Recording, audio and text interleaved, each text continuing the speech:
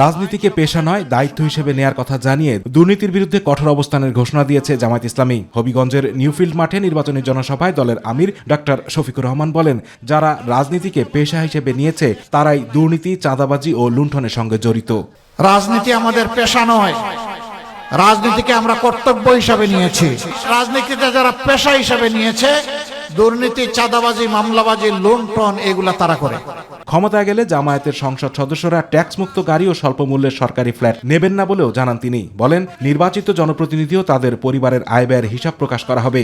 দুর্নীতিতে জড়ালে কাউকে ছাড় দেয়া হবে না।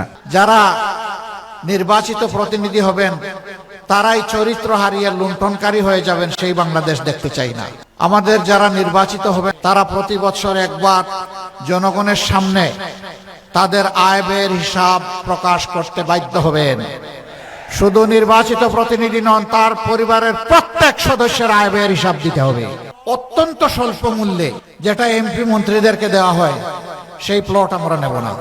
আমরা বলেছি বিনা ট্যাক্সের গাড়ি আমরা কিনবো না। চাঁদাবাজির বিরুদ্ধে হুঁশিয়ারি দিয়ে জামায়াত আমির বলেন, চাঁদা নিতে এলে কঠোর ব্যবস্থা নেওয়া হবে। পাশাপাশি নারীদের প্রতি সহিংসতা ও দুর্ব্যবহারের বিরুদ্ধেও অবস্থান নেন তিনি।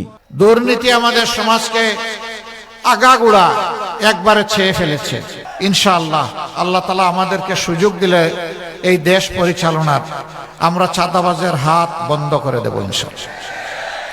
আর চাঁদাবাজি করার দুঃসাহস কেউ দেখাবে না। ব্যবসায়ীর রাতের ঘুম হারাম হবে না। ফুটপাতের সাধারণ হকারকে চোখের পানি ফেলতে হবে না। এখনো মায়েরা ঘরের মধ্যে নিরাপদ নন, ঘর থেকে বের হলে চলাচলে নিরাপদ নন, কর্মস্থলে নিরাপদ নন। চা শ্রমিকদের জীবনমান উন্নয়ন, শিক্ষা ও স্বাস্থ্যসেবার নিশ্চয়তা এবং চা বাগানের আধুনিকায়নের প্রতিশ্রুতিও দেন জামায়াত ইসলামের আমির ডাক্তার শফিকুর রহমান। চা বাগানের আমার শ্রমিক ভাই বোনেরা যারা আছে, যারা অত্যন্ত মানবতার জীবনযাপন করে, সন্তানেরা তাকে শিক্ষা এবং স্বাস্থ্যের সেবা থেকে বঞ্চিত, যুগ যুগ ধরে একই পেশায় পড়ে আছে হাড্ডিসার মানুষগুলো, আমরা চা বাগানেরও আধুনিকায়ন করব, প্রযুক্তি সমৃদ্ধ করব, সেই মানুষগুলোরও জীবন মানে পরিবর্তন আনবো ইনশাআল্লাহ। আতিকুর রহমান তিতাস, মাই টিভি। জায়া কন্যা